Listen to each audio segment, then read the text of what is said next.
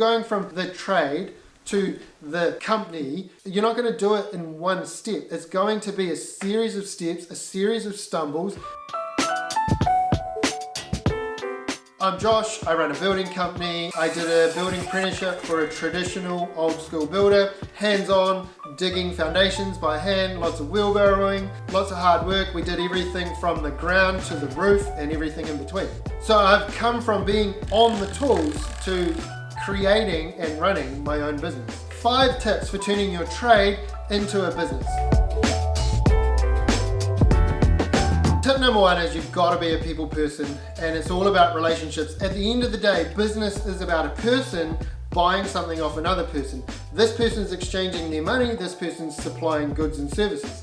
So you've got to remember, when you move from the trade, it's no longer about you dealing with your tools and your materials. It's now you dealing with clients, subcontractors, suppliers, councils, designers. You've got to be good at dealing with those people. You've got to be good at communicating. You've got to be good at resolving conflict. You've got to be good at empathizing with that person, putting yourself in their shoes and working out what do they want, what do they need, what does a subcontractor need from me to do a good job. You want to have started building up good relationships with those key people as well. You don't want to be the type of person that's always burning your bridges and got all these people that you'd never deal with again. Basically, business is like a little community helping each other out. Yeah, sure, we're buying and selling stuff off each other and supplying each other services, but we're a bunch of people in business who want to just live a good life. You got to remember that, and you got to help each other out. You got to be able to work together.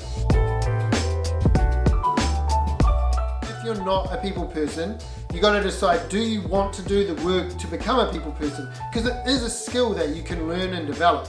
I think one of the biggest things is learning to put yourself in the other person's shoes and think about it from their perspective. What do they see? What are they trying to achieve? What do they need? What do they want? If you can think about the other person, you can usually get there. Yeah, there are examples as well where if you're not a people person and you never will be, you can hire someone who is good with that and they can do that for you. But bearing in mind, you're still going to need to deal with that person. So no matter what, if you're going into business, you're going to have to deal with people and you're going to have to learn to get good at it. If you're wanting to learn people skills in a business sense, some really good books to read are these 1 Minute Manager series. They've got 1 Minute Manager, Leadership in the 1 Minute Manager. Basically, they're really fast reads. You can read it in like a couple of hours, and it's filled with really useful skills that you can directly apply to how you interact with people. Tip 2 is to start small and manageable and get your systems in place. In terms of systems, a really good book to read is The E-Myth Revisited. This one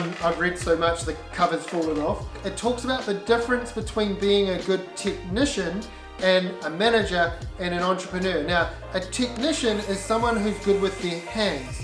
And often those are the first types of people that go into business. A good mechanic or a good plumber or a good builder is really good at what they do, and then they're like, oh, I'm going to start my own business. But there's a huge difference between the work you do on the ground and the work you do in terms of the business. And so that's when you need to learn to become a manager and an entrepreneur. The trap that we fall into when we first start businesses is we still try to be a technician and we try to be a manager and an entrepreneur at the same time. We're out there with 3 different hats on. We're trying to market our business and tell the world about it, and we're trying to control all the costs and all the moving parts, and we're trying to do the work. And so it's understanding the different parts of your business and understanding what the management of your business involves and starting to learn and upskill on that. It's also working out systems so that when you stop being the technician in your business, you can hire someone else and you can say, hey, this is how we do things here. Here's my vision, here's my approach. This is how I would like you to do the job start to finish. And that's things like checklists, that's things like training guides, quality control. That could be as simple as just discussing your interpretation of the building rules. Basically, you want to make sure that when you start hiring more people to do the hands-on work, that you and them are going to be in agreement about the way to do that work. Otherwise, it's a recipe for disaster. tip 3 is become a master at management. Things like when to delegate, when to eliminate, when to automate, knowing when to get stuck in and give someone feedback, and when to stand back and watch them. You've also got to learn when to let someone make a mistake, what mistakes to pull them up on, what mistakes to let slide. It's a really hard thing to stand back and watch things unfold and know that you could get stuck in and do it faster or better, but part of growing a team is letting your team make little controlled mistakes and letting them learn so that they become better, so that they can continue to do that. You've got to look at it like an investment. Change the word management to investment. You've got to invest in your people, you've got to invest in your systems, you've got to invest in your business. You don't want to be a micromanager, and people get really scared of that term. I believe the definition of a micromanager is where you let people literally do nothing. Now do this, now do this, now do this, now do this. I still believe that it's really important as a business owner that you set the firm boundaries. This is as far left as I want you to go. This is as far right as I want you to go. As long as you operate in this space, I'm good, you're good. As soon as you go outside of this boundary or outside of this boundary, as a manager, I will call you up on that and I will say, hey, you've gone outside the boundary, can you come back in? Don't be afraid to set firm boundaries. How does time off work? What time do you want people to start? Is being on time, being there 5 minutes early, on time, or 5 minutes late? Whatever one of those things do you accept as acceptable, or where is the boundary? It sounds silly, but people really like to know where do they stand. They want to know what the boundaries are, and they want to know that as long as they operate within the boundaries, they are safe. It helps your team focus their energy in the right direction. The other reason that boundaries are really important is that if you've got a team of 10, and 8 or 9 of them are doing a really good job, they want you to pull up the person that's continually getting outside the boundaries. It's unfair on the 8 people that are working really hard. If one person's always late or not showing up or not pulling their weight, they want to know that there's a boundary or a system in place to bring that person back in line. Tip number 4, one thing I've learned is you got to hustle. You can't just sit on your ass and wait for it to come to you. You've got to ring people, you've got to follow up. Obviously there's annoying and there's too much, but you've got to be right on the line of that. Things don't just come your way, you've got to make them happen. Real early on in my life, one of the things my dad taught me is that the worst thing that someone can say is no.